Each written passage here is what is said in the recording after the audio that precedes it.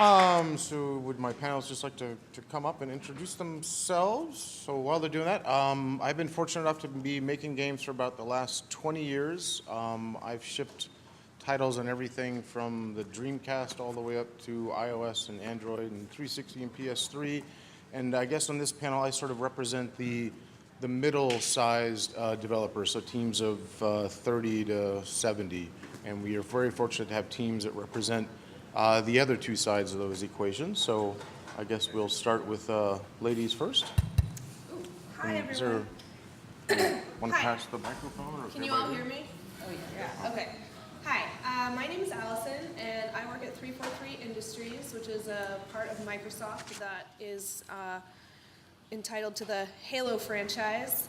So I work with a team of 500 to 600 total people, so that's a lot. I've been a producer at 343 for 7 years now. I came out of Carnegie Mellon University's Entertainment Technology Center program, so was raised in my video game days from here, and went straight into 343. Hi, I'm Lisa Brown. I'm currently an independent developer. I also am a graduate of Carnegie Mellon's Entertainment Technology Center, and I've only recently gone indie in the spring, and before that I was a designer at Insomniac Games for 6 years. So I kind of have, I was on bigger teams there, not as big as 343, but probably, in the 80 to 100 range per project team. And now I'm independent and released a game 2 weeks ago that was a team of 3. So have quite a range there. My name is Juancho Buchanan. I have done everything technical in the games industry. My first job was at EA, where I was writing the graphics engine at a very low level. And then I managed the work with EA to provide leadership for the technical teams there, managed the university relationships for EA, where I met with Carnegie Mellon. Then I became a professor at Carnegie Mellon for 3 years in Australia. So Drew's really happy about that because I was that far away from him. And then I joined a company called THQ, which no longer exists, and rode that company through bankruptcy. During that tenure, I was tech director and general manager of Relic for different points. Worked on games like Space Marine and Dawn of War, Company Heroes. And currently I'm with Amazon, part of the my technology search was taking me, I'm always interested in what's the part of the technology that actually makes a difference to a game. Initially it was the game engine, and then it was the production frameworks, and now it's the back end. So I'm actually currently out of games working in Amazon, learning about how they deal with massive amounts of data, so that when I come back to the games industry, I can actually do it right. So we have a great spectrum as far as postmortems, from production to design to tech, and probably some art as well. So I guess we'll start with just, what do you feel the purpose of a postmortem is at a studio level? I can jump in. So the biggest difference I noticed between doing postmortems on small games or personal projects and the big ones, and even at big studios, sometimes you have outward-facing postmortems that you give at like GDC or whatever, where the intention is often to teach.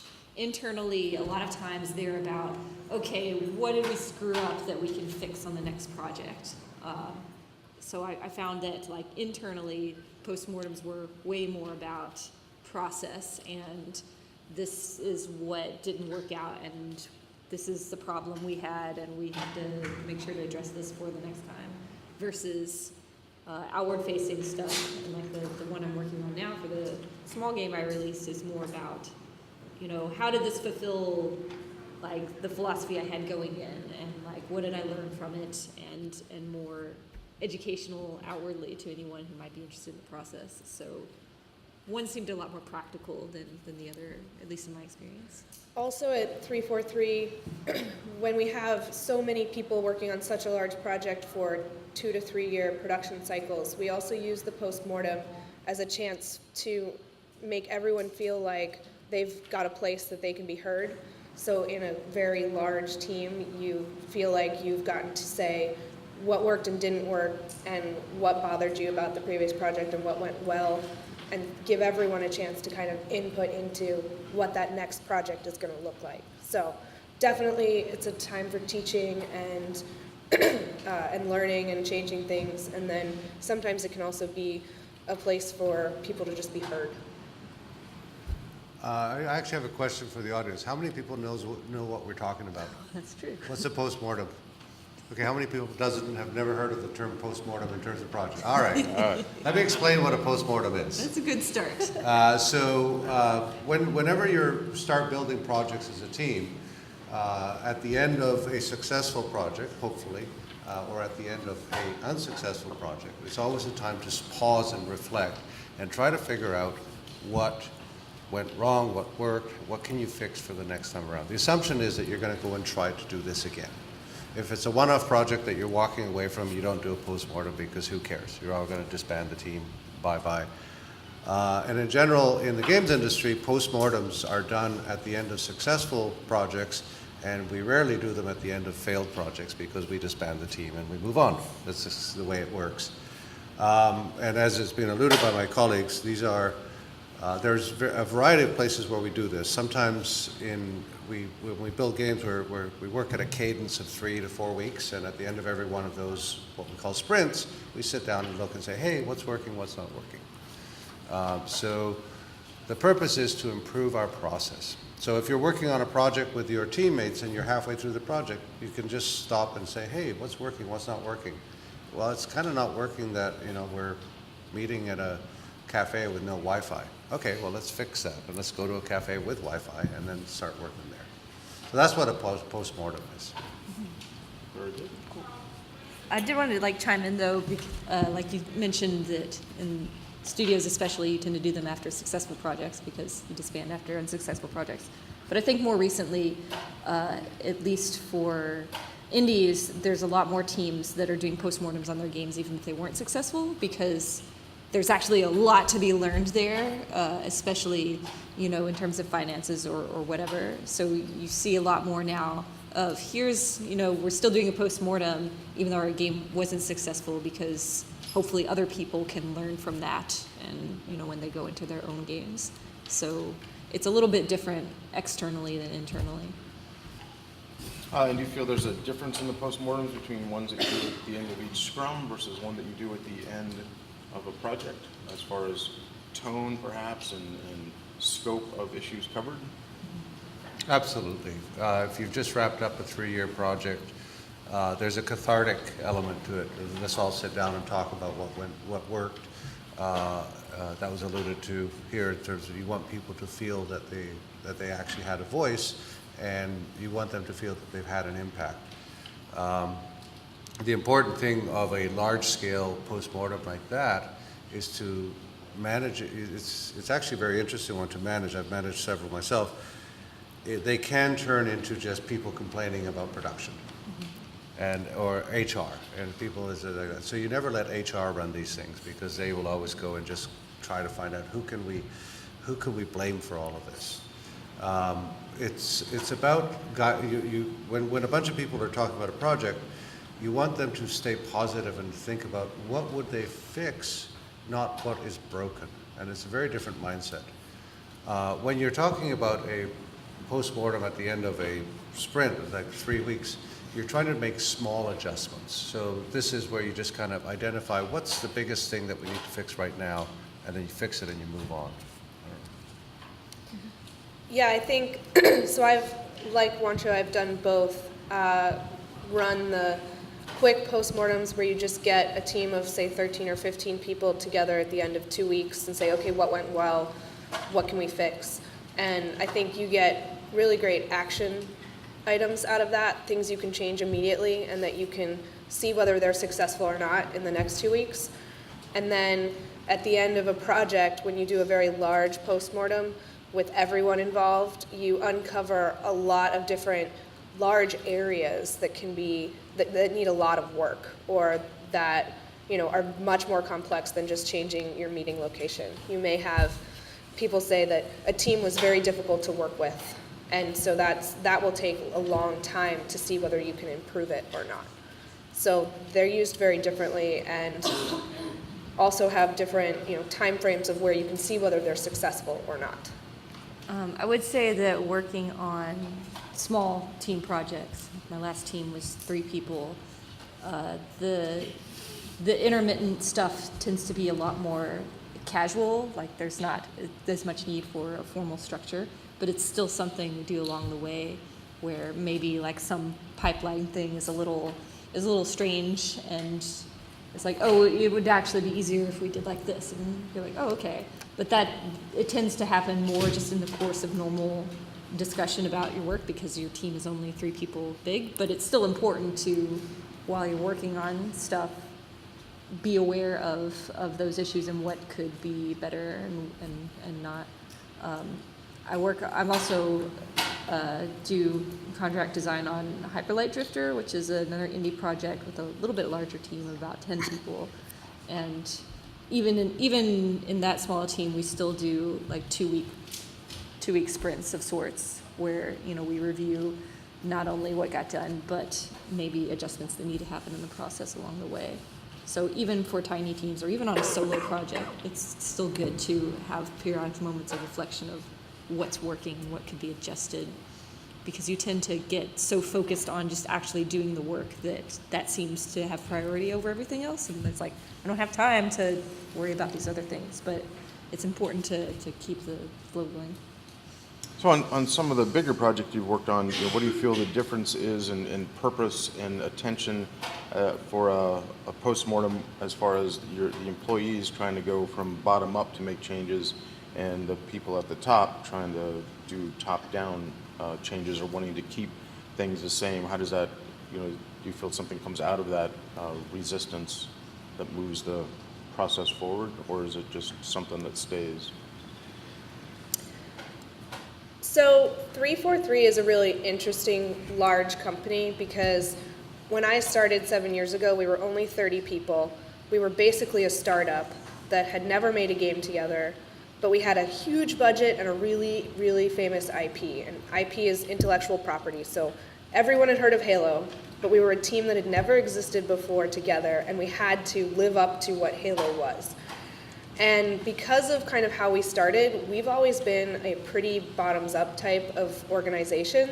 And the way, for example, we did the postmortem for Halo 4 was gathering lots of information and survey feedback from the employees, and then a couple of us worked to put that together into key, common threads of what people were saying, and we presented that to the directors, the people who run our org, the managers, the top people, and they looked at that information and chose what they thought was the most important to fix.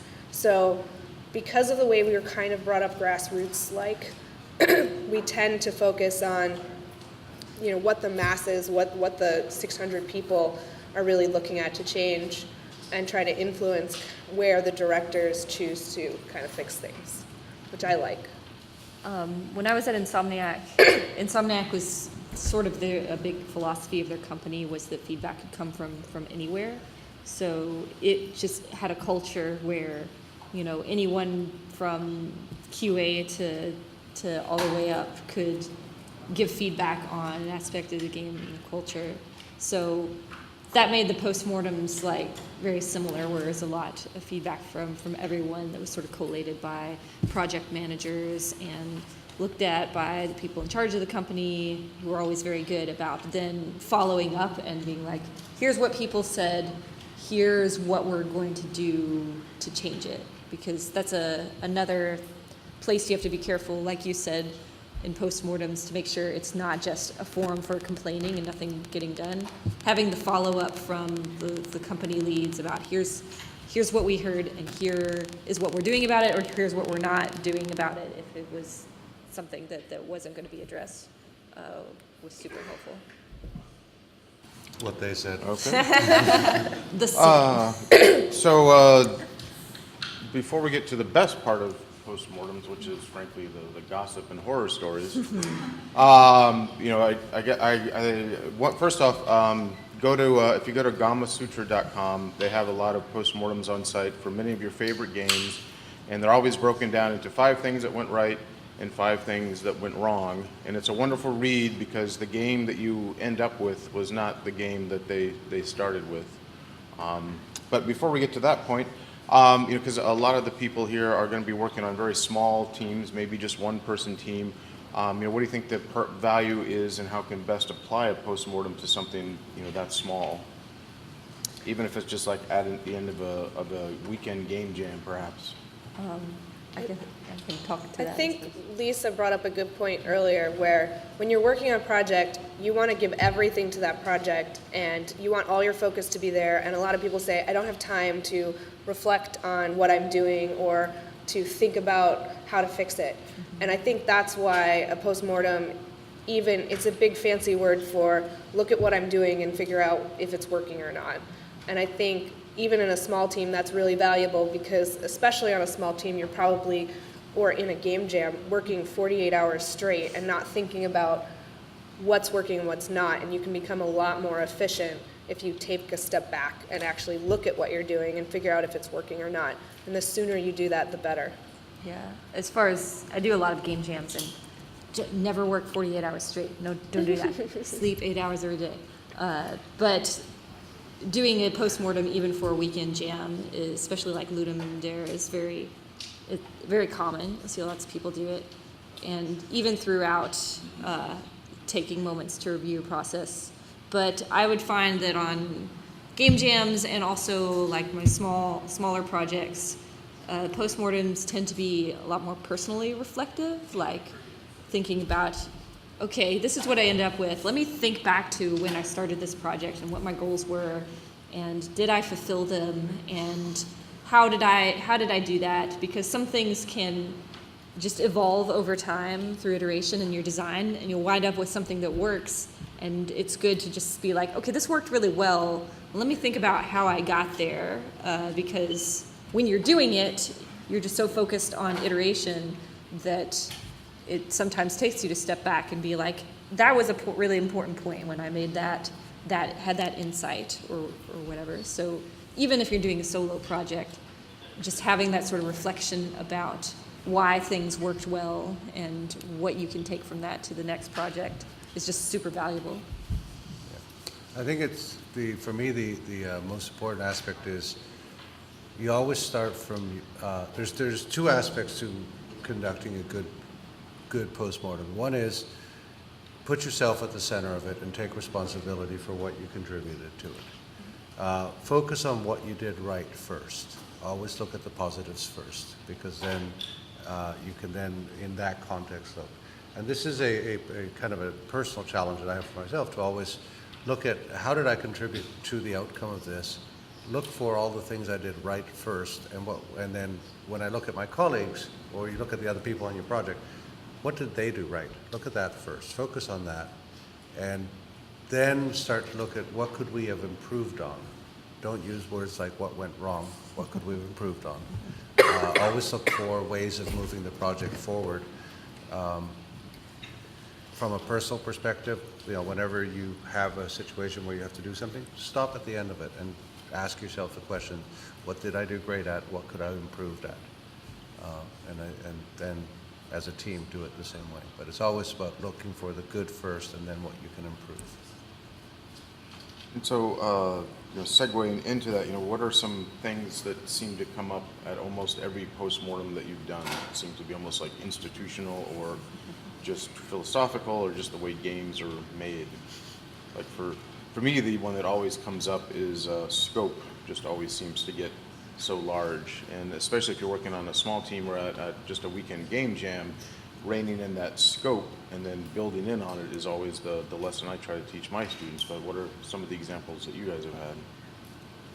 My examples are not quite as appropriate, maybe.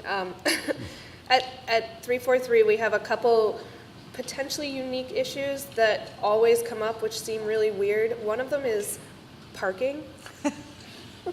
We do not have enough parking around our building, and every time we talk about stuff we want to change, it's about space and parking. And I think and I know that sounds funny, but if you think about it, it's the quality of life and how easy you're making it for your employees to come to work and enjoy what they're doing and not have to worry about coming to work. And when transportation to and from work is difficult, or you don't know where you're going to park in the morning, it's just one more ridiculous thing that people who are maybe not sleeping as much as they need to have to think about. And we haven't found a solution. We keep renting out parking lots, but they're further and further away, and then you have to take a bus, and there isn't a solution except building parking. The other one that comes up every time we do a project, which is also absurd, is doors. I had no idea it was so difficult to make a door open and close in a video game, and there's so many different things about when it opens and how it opens and can it close and does it reopen and does it animate and does it have sound and effects, and it's something that seems so small that teams don't think about planning for it, but once again it's a metaphor for something larger where every tiny thing that goes into a video game has so many moving parts. And so we always end up talking about how we're going to do doors right next project, and then we don't, because we don't stop and think about it, and it becomes a problem again every time. A common one I remember from being in AAA was not enough time at the end for audio mixing, because there's sort of a unique problem for mixing the audio in that they can't really do it until everything is absolutely 100% finished, because as soon as something gets changed, they would have to redo it.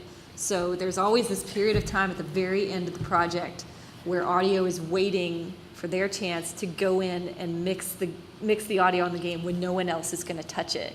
And of course, when things are trying to get finished and bugs are trying to get finished, and you're pressing up against that like release to manufacture deadline, it always gets like pushed tighter and tighter. And so the poor audio guys at the end, they're always the ones that have that like final like fantasy at the end. And the mixing is important. There's been so many times where I've worked on a game and I worked on it, and then I'm done, so I roll off to the next project, and then I play the game when it comes out, and it feels like a totally different experience because I never got a chance to play it with the audio mix because it has to happen last. But that always tends to be a problem of how can we make sure to like finish everything earlier so that audio has enough time to mix the game. And it seems to happen every project. A consistent, from a management perspective, a consistent story that I've seen is that if you end up in a team, so there's this, there's a myth that we can make decisions by consensus. And throughout history, we have lots of evidence that say if you don't have an escalation process and a final decision maker on your project is going to fail. That is a guarantee. That we know. There's no guarantee that if you have that decision maker, the project will succeed. But the other one says, so two examples of that. The one was, I was working on Space Marine in Relic, and the designer was, Space Marine should have been God of War meets 40K, and that should have been it. We should have just shipped that game, and that was what it should have been. But the designer wanted to introduce some sort of narrative, and the narrative is basically you're a Space Marine, you're going to go kill a bunch of orcs. You don't need more. We spent, so we ended up in a situation where we were burning we had 120 people on the project. Our hourly burn rate on that project was $5,000. That's what it cost us. And we spent 3 months not making decisions. I was outside of the project, but I kept flagging up to the general manager of the studio that the designer was not making decisions and that he should step in. And the general manager kept saying, no, it's his project, I'm not going to step in. And I'm like, but you're spending a lot of money and you're not going to get a game at the end of this. Fortunately, the general manager actually had to take a leave for a while, and I was acting general manager, so I fired the designer and brought someone else in, and we actually shipped the game. Because I needed someone who could actually make decisions. The other story was a game that didn't ship. We had 5 product owners. We had 5 people who thought they owned the project. We had an art director who thought that this was going to be an art showpiece. We had a engineering manager who thought that this was going to be a demonstration of procedural content and generating endless, kind of an endless runner type of game. We had a narrative director who wanted to start his own IP to compete with Halo. And we had a product owner who thought that we could make this into a print your own comic game.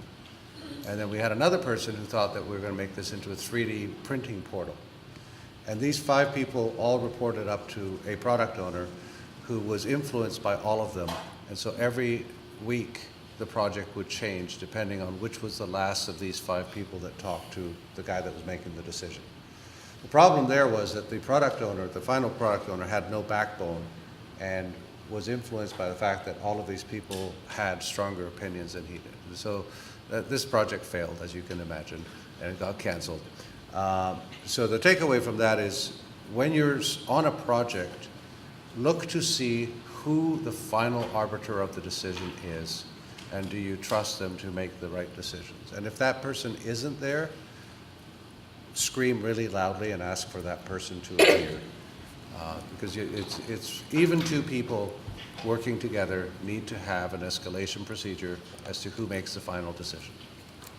Yeah, that's very important, because I've always said that there are 2 types of games. There are perfect games and games that ship. And a lot of times being able to ship or not comes down to deciding, is that perfect enough?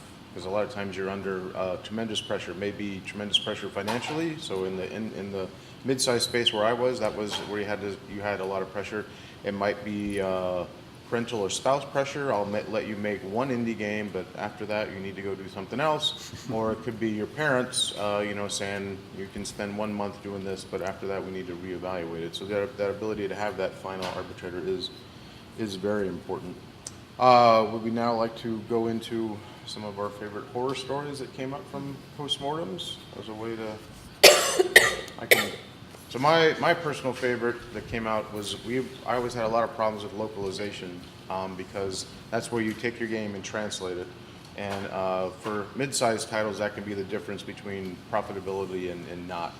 And the horror story that I had was, we were trying to translate a game into Spanish, but of course there's not just Spanish, there's South American Spanish, and then there's Castilian Spanish, and then sometimes variations within that.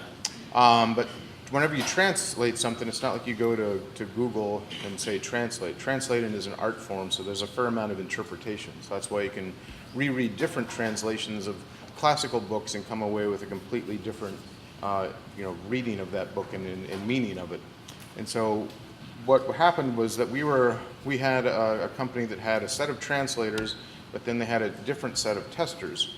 And so we would submit our text to be translated, we would get it, we would put it in, and then we would send it off to the testers, and the testers would flag it as incorrect.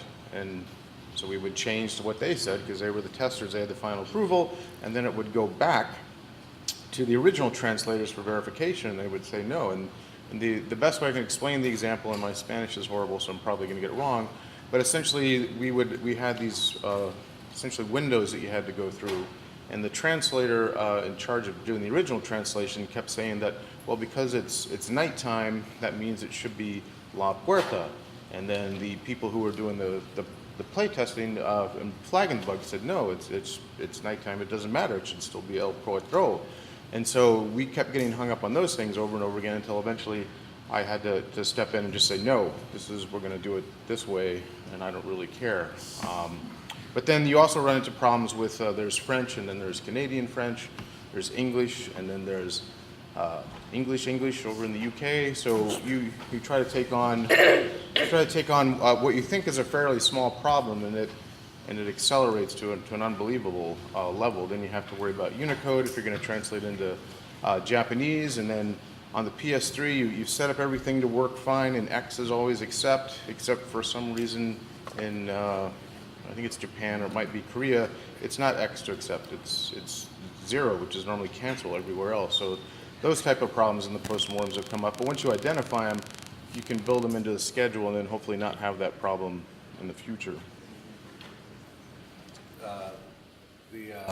At So Impossible Creatures was one of the early games from Relic, and talking about the translation, we had the list of all of the sentences that need to be said in an Excel sheet, and then we would send that to the translation company, and then we had a bunch of, then the translations would come back and we verify them, and then we started working on Dawn of War, and so we used the same process, except no one thought to remove all of the text from the first game. So every time we sent these for translation, we were paying for the translation of all of these things that we weren't doing. And then no one caught that. So then we did Company of Heroes.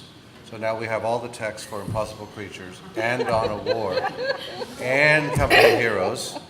And then we do Dawn of War 2, and the executive producer's like, why are we paying so much for translations? Why is the cost of translation like 5 times what I estimated?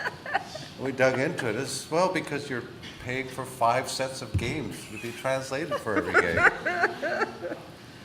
Oh, that's a pretty, I don't know if I have anything about that. That's great. You win the horror story. I can't think of, I'm trying to think of something really bad. I'm just so scarred by doors. I don't really have any. It's funny that you should mention the doors. I have a friend, Liz England, who's a designer at Insomniac, and she wrote this fantastic article like a year or two ago to explain what a designer does, and she called it the door problem. And it was all about, okay, like, here's when you're explaining to someone what a designer does, and you want like the most mundane game example possible. Like it's like all these questions about how do doors work in your game, and it's like all the stuff that Allison went through. It's like, does it do this? Do we need to worry about this? Do we need to worry about this? Like, does it have effects? And then she did one like from the perspective of every other role in the company. It's a great article. It's called The Door Problem. You should look it up. So the Homefront.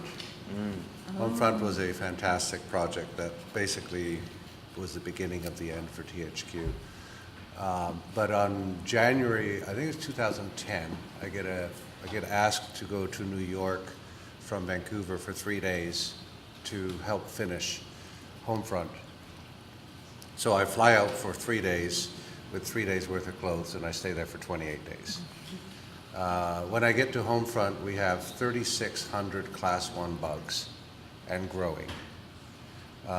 So we're the one bug that this is my favorite bug. So a bug is an error in a game that you find and you try to fix. So we had a whole bunch of issues with the Xbox. So when you unplug a controller, you're supposed to go to a certain screen, which is a controller has been unplugged, please plug it in so you can continue to play. When the internet cable is pulled out of the back of your machine, you're supposed to disconnect from all of your game and go back to the main screen and say, please connect again because you... So there's a whole bunch of Microsoft mandated things that you have to do depending on whether a player unplugs his controller, and all of these were broken. So we had 48 bugs tied to this. And we're looking at it, and myself and this fellow Carlos Corran, and we cannot figure it out because it works when we run it step by. It turns out that the Microsoft, that particular version of Microsoft software had a bug that whenever you unplugged a controller, you couldn't actually, you couldn't trust the data you got from that machine for 800 milliseconds. So when we figured that out, because it wasn't documented, we actually got 48 bugs closed on that one. So that one took us 2 weeks to find, and it was 1 line of code to fix. That's the kind of stuff you do when you finish a game. Do you want to briefly discuss, the difference between, Class 1 or Class A and B and C bugs, and I'll let the producer speak to that. some of the politics that go into escalating and de-escalating? I could talk to that. So, Well, so when you're finishing a project, there's millions of different ways to track bugs, and they all have different ways of categorizing them. But basically, you have some bugs that are what we call showstoppers, which means you can't ship the product until it's been fixed. And we call those pry zeros, which I guess Class 1. Class 1. And then there's many different ways of creating a scale of priorities. So for us, or for me particularly, I like a categorization that isn't too subjective. So for me, a Prize 0 is a showstopper, which means you can't ship the game with it. A Prize 1 means it has to ship and it has to get in the game now. Prize 2 is it has to ship, and Prize 3 is nice to have. And when you get near the end of a project, you start deciding that you don't have time to fix a lot of the Prize 3s, and then also bugs that used to be Prize 2 or Prize 1 start to become Prize 3s because it's at that point nice to have, but you don't need it to ship. So you have to have, you know, what they were talking about, a governing body or person that gets to make these decisions. And when you don't have one person making those decisions, then things start to get messy. We actually had a bug that we were working on right now with Halo 5, and we had a bug that there was a missing weapon. And then we had an identical bug that said the weapon was there and shouldn't be there. And one of them got approved and one of them didn't. And then the designer was like, I don't know which one I'm supposed to fix or what they actually want. So priorities can be kind of subjective sometimes. Something, an Insomniac that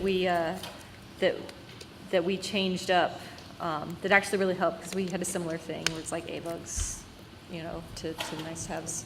But something that we ran into that was sort of conflicting information was if something, let's say you have a crash that will like brick the machine and it's really serious, but the conditions for that crash to occur are like so complicated and the chance of it happening are super low, versus maybe you have some like graphical artifact that just makes things look terrible, but it's not a progression stopper, like you can still play the game normally. And it was a conflict over, well, are these both priority A bugs? So eventually they switched to be like, all right, these are actually two different categories. One's like the severity, like the bug that will brick the machine, obviously super severe. And then there's one about like how like impactful it is to the final product, like how visible it is. So if it came down to, all right, we only have time to fix one of these bugs, should it be this super rare bug that's very serious, or should it be this bug that's technically not stopping anyone from playing the game, but it's like, it just looks terrible. So being able to think about those as two different categories was super helpful. On the indie side, it tends to be much more like case by case, like being aware that something is a bug, and just since the team is small enough, discussing where the priority should be. But on a bigger team, you need systems in place to prevent that decision paralysis from happening. And sometimes for bugs, there's some interesting political considerations, because there are some bugs, the TCRs and the TRCs, where if you don't fix them, then the game can't be published on that platform, whether it's Xbox or Wii. And then some of them come down to money. It might be that fixing this one bug is going to take 3 weeks and 10 people, but it's something that maybe not many people are going to see, or I can fix these 100 other bugs. And so there's some interesting balances that go back on that. Even on the TCRs, depending upon who your publisher is, you can play some political favors against that, or some time pressure, or now because nothing is ever done anymore, everything is as a service, you can get some pressure on that. So it's also been interesting just of late, because your generation is so interested in glitches, and their entire YouTube channel is devoted to nothing but that. And so it's kind of interesting with this many people looking at games, the things that they find are like, I never got that one. How'd they get that? So I guess before we wrap up, do you have any closing comments? And we'll take a couple of questions. Yeah, let's do questions. Questions. All right, straight to questions. I think we have a microphone.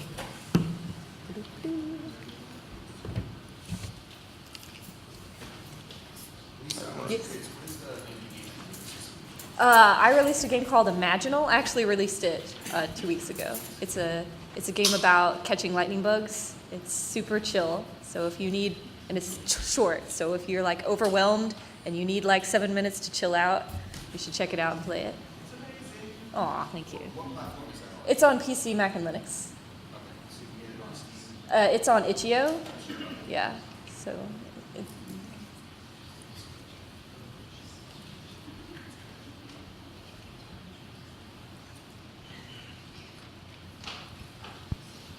You had mentioned a website that we could go to check out the postmortems. GammaSutra.com. I'm sorry, I can't hear you. Sorry, GammaSutra.com? yeah, Go Allison. for it, yeah. Thank you. So it's the go-to website for all game developers. It covers all the questions. It's where we lay our souls bare.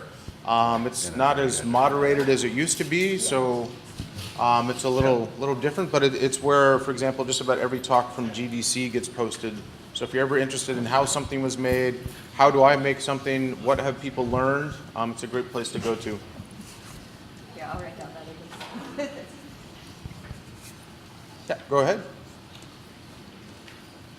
You mentioned that, postmortems often get used after every project to determine what ended up working first and then what ended up not working.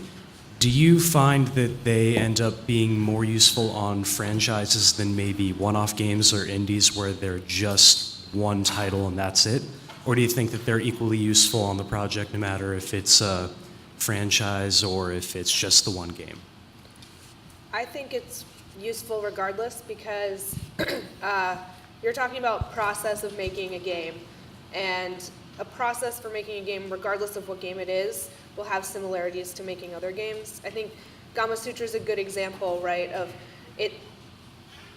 It helps to read about other people's failures or successes and learn what they did well or didn't do well in order to improve whatever project you're embarking on. So even if you've never made a game before, learning from previous postmortems is helpful.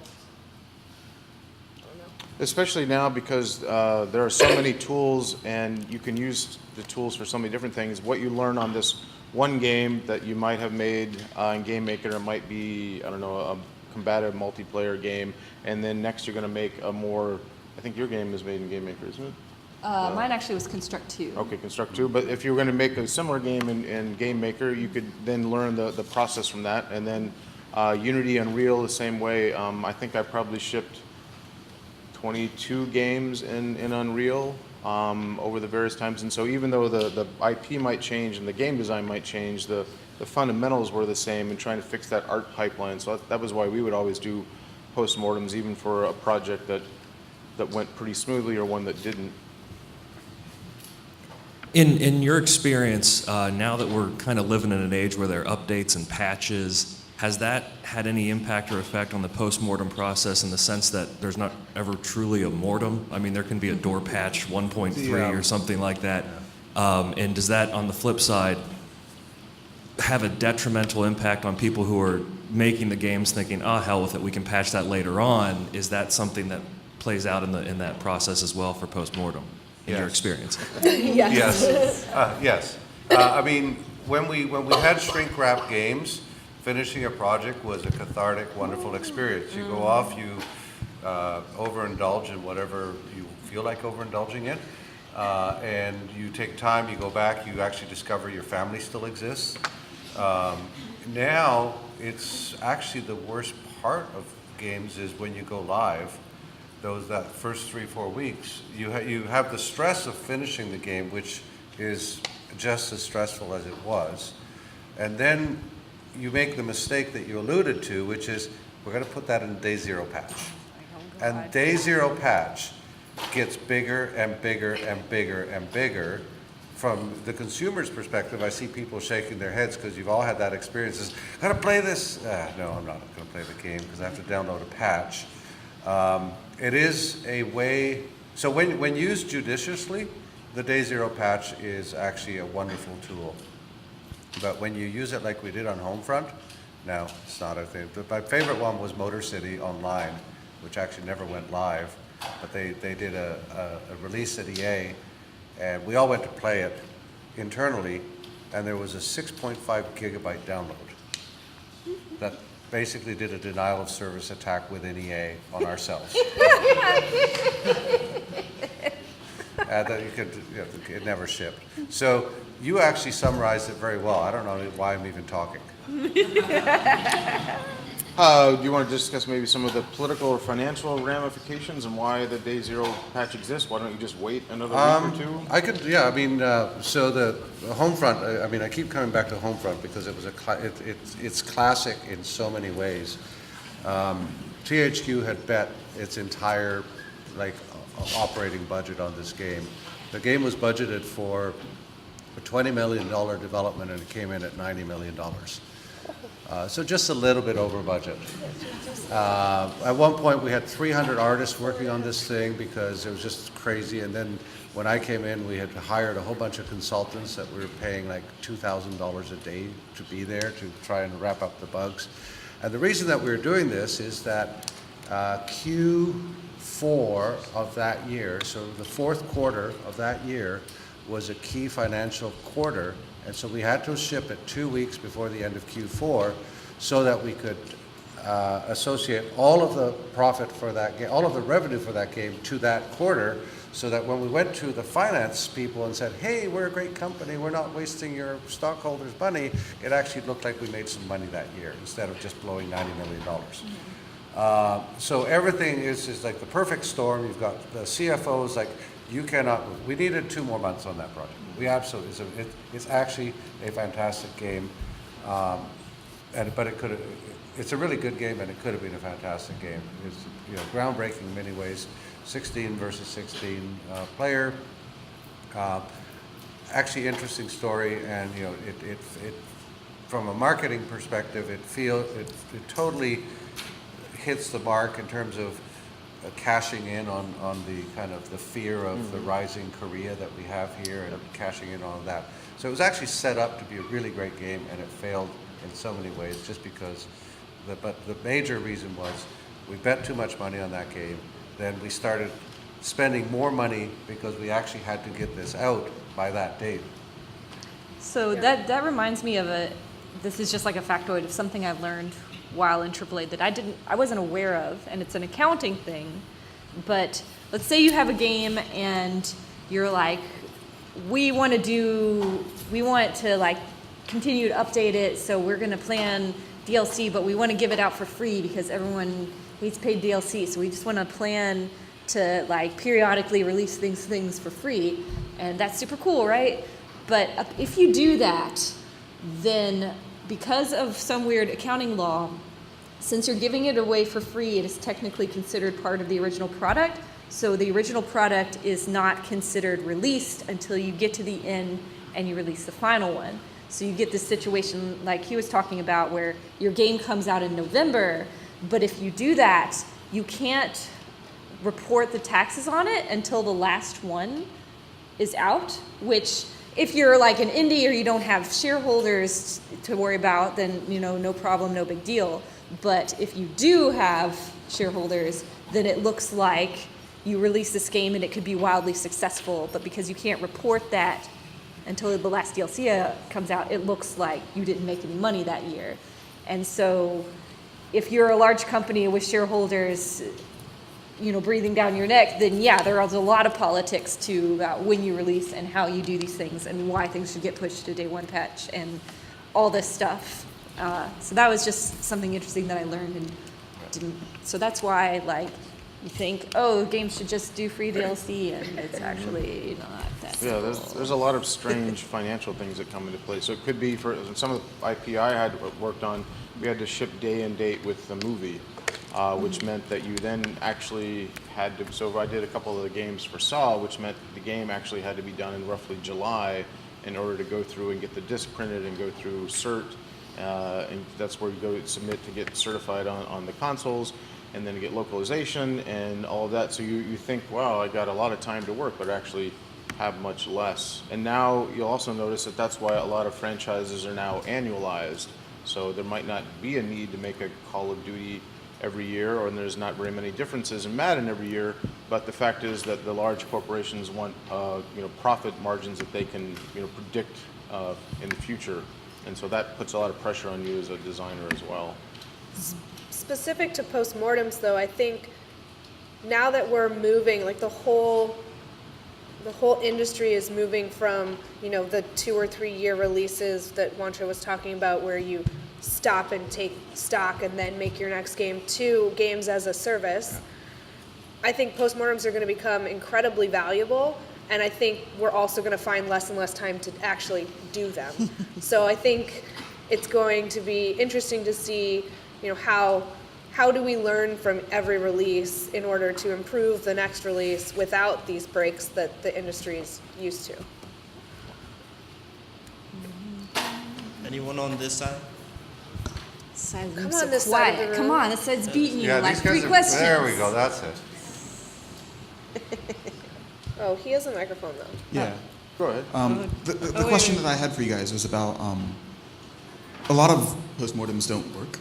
Like when a lot of the games don't ship, and I know that I've experienced games that haven't shipped, and then it's this disorienting process of like, what do we do with this information? Like, what really went wrong? So what do you guys do when your games have not shipped and you don't do postmortems? Well, as an indie, it's super convenient because you can just talk about it, no pressure, right? It's like you can just do one anyway and talk about, and if you choose to be honest about, like, seriously, here's what went wrong, you can actually help a lot of people. If you work at a larger studio, there's like PR involved, right? And it can get a little more complicated. Be like, oh, we don't want to like express that we failed like too early, or because people might still buy the game. So there's a lot that comes with being indie that makes that really convenient, because even if you do fail and you feel that others can learn from it, there's nothing stopping you from writing something or submitting a talk. So Yeah. I also think what Wancho said is it's personal reflection. So I was on a project that I can't talk about because it was shelved at Halo, and we didn't do a postmortem or anything. We were kind of wondering, were we still, where am I going to be working and all that kind of stuff. But personally, I could reflect on how that project went for me and what I could do differently in the future when I am on a project, to kind of try to prevent that or see it coming or anything like that. So I think you can always do a personal postmortem. I mean, the honest truth about postmortems is that there's 1 or 2 items that actually get implemented. And so as a person that's working with a team to move forward, you don't take 100 action items, because it's just not going to work. So identify, there's a process called root cause analysis, where you keep asking why. If you ask the question why did this project fail? Well, why did that happen? Why did that happen? Typically, if you ask 5 whys, you're pretty close to the actual reason of, it's like, are we there yet, mommy? Are we there yet? You just play that game with the whys until you can't dig any deeper. And then typically that's what you need to fix. If you just say, what are all the things that went wrong on this project? And you come up with 1,000 things that were wrong, like, we don't have enough parking. Okay, well, yeah, we can't fix that. Okay, let's figure out how we're going to do this. But just keep digging down to why. What is the root cause? Focus on that, and then most of the other things disappear. Can you fix The postmortems that are applied wrongly are the ones where you don't dive deep and you fix a whole bunch of things. You go into the next project, you actually haven't fixed the root cause, and you go, but why is all this? It feels like the last game. Well, of course, it's exactly the same, because you just kind of you change the dress on the monkey, but it's still a monkey. It looks like this will be our last question. Okay, I heard Lisa saying that her game was developed for Linux, and I myself use Linux myself. So what are the chances of more developers developing games for Linux instead of just like Mac, PC, and just consoles in general? That it varies hugely to the development, I guess. If you're making a small indie game, it's relatively easy because your cert standards are relatively low, and if you're making in something that ports easily, then it's like, well, I don't have the resources to actually test this, but if I port it and get someone to try it and it runs, then sure, I'll release it. But if you're a larger studio, then the standards of what you're releasing become a lot more rigid, and therefore you can't just do that. You can't just be like, well, we'll just port it and whatever. So because you can't live up to those standards, that's usually why, because the economics of it makes it so it's not reasonable to spend the money to make something properly ported. with the return that you get. So I think that's why you see a lot more smaller indie games making things for Linux, which sounds kind of crappy. It's like, well, we don't have to like be up to the high standards, so we just put it out. It's more just you have the freedom for flexibility on that. So it's all about where you're going to sell. You know, at the end of the day, we have to pay salaries. It's great. It'd be great if we could all get paid for making games, and we didn't care about sales. But basically, our salary comes from sales. The ironic story about this is Steve Jobs specifically pushed his graphics engineers at Apple to not make the Macintosh a powerful graphics machine because he thought games were a waste of time. And yet he released the largest game console in the world when he released the iPhone, right? It's all about where people are playing games.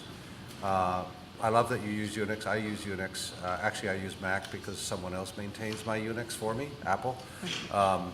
But this is where people are playing games. Right? So when you have Unix on the iPhone, then, oh, wait a minute, we already do. We do have Unix on here. It's all about market. The other problem with Linux is it's where the hackers have kind of gone, and the chances of my game getting hacked on Linux are about 100%. And there's also the whole misinterpretation of the Free Software Foundation where software should be free. That's not what the Free Software Foundation is saying. It says we should be paid for writing software or maintaining it. So there's a whole bunch of confounding factors that means that Unix will never be a major gaming platform. Sorry. But I think Steam hit a milestone recently where they have, I think it's 1,000 or 1,500 Linux games now. Yeah, it's good. There, Yeah. and it is as an indie developer, it's now easier to develop because Game Maker and Unity both export immediately to. I think Game Maker you have to pay for the module, but it is there. And I'm afraid that was our last question. So if you give a round of applause for our